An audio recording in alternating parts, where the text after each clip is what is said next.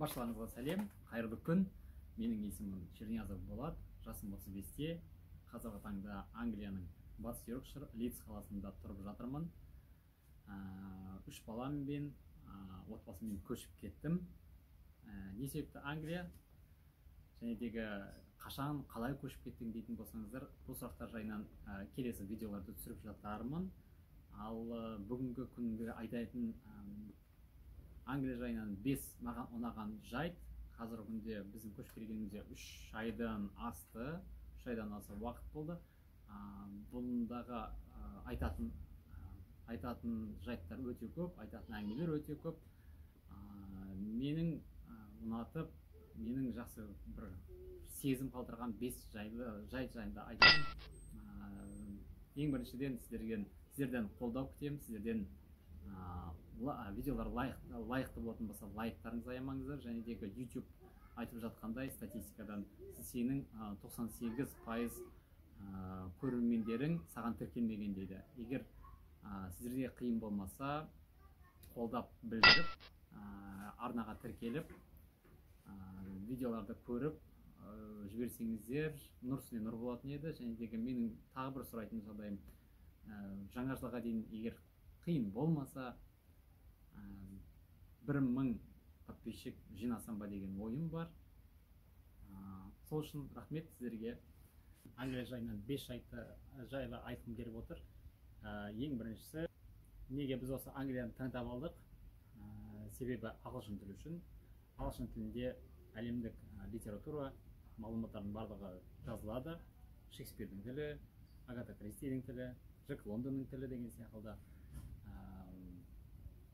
Ағылшын тілін Англиядан оқымаса, қай жерден деп ойладық. Сол себептен ең басты мақсатымыз бен ең бірінші мақсаты ойымыз болды. Екінші маған ұнаған жайт, бұл оқу білім ағарту ісі. Мектептерде 4 жастан бастап қабылдайды балаларды. Білім беру сапасы өте жоғары, тегін. 2 жастан бастап балабақша беруге болады.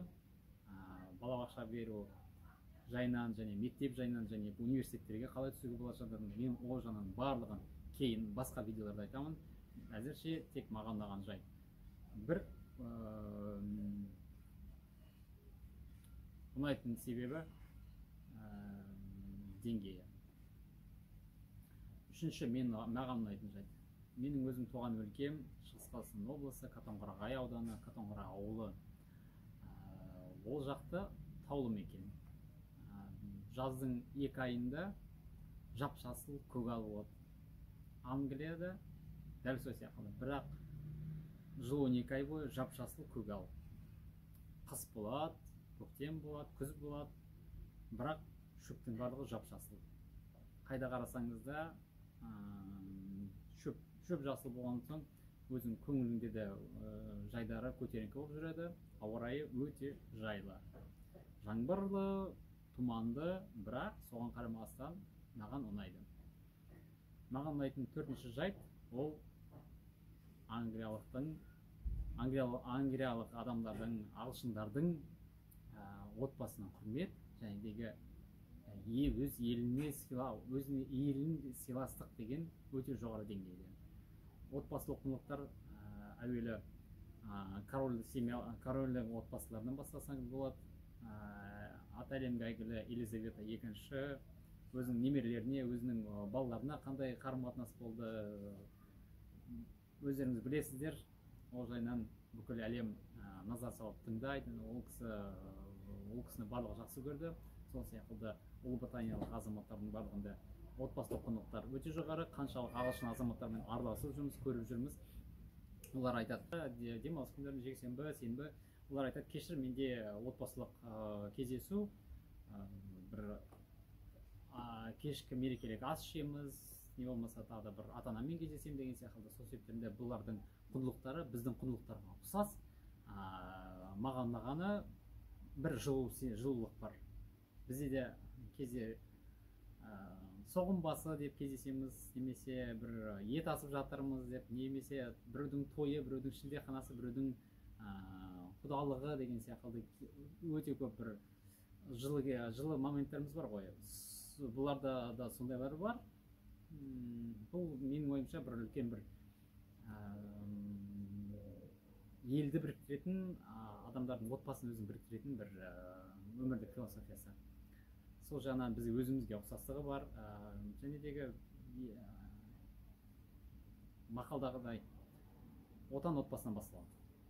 Әр кезде отан отбасынан басталады. Отанды сүю, отанды жақсы көру, отанға қызмет қылу деген барлығы отбасынан шыққан фәлсафа. Сол себептен ағылшындардың өзінің еліне деген, өзінің отбасына деген құрметі жоғары.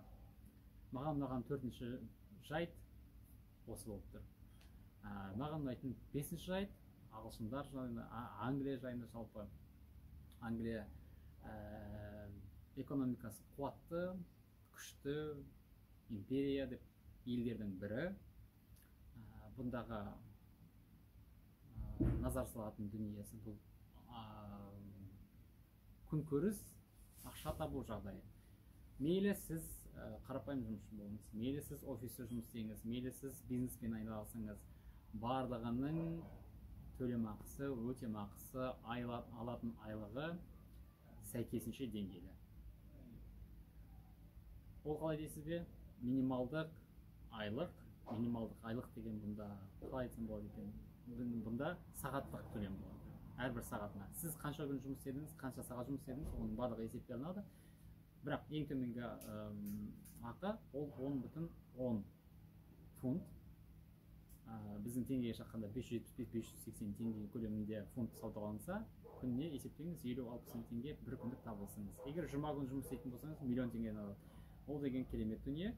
Британдықтардың өздерінің үшін де жаман емес. Себебі егер сіздерді өздеріңіздің үйлеріңіз болатын болса, онда тамағыңыз, киіміңіз, жүретін тұратын рестораныңызға жетеді. Меніңше керемет. Одан артық не керек? Сонымен қорытындылайтын болсақ, маған ұнаған 5 жайт осындай болды. Егер сіздерге осы видео ұнайтын болса, егер сіздерге осындай тақырыпта, осындай форматта видеоларда ұнайтын болса, лайк басып, арнайы арнама тіркеліп жүріңіздер. Мен үшін бір жылылық және де мен үшін бір үлкен бір мотивация болсын.